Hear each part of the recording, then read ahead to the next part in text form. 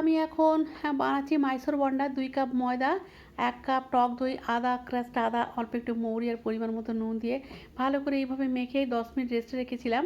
অল্প একটু জলও দিয়েছি, তারপর সাদা তেলে আমি বন্ডাগুলো ভেজে নিচ্ছি। ঠিক আছে, এটা কিন্তু খেতে খুব সুন্দর। অনেকদিন আগেও একবার করেছিলাম, আজ আবার ইচ্ছে হলো একটু করছি।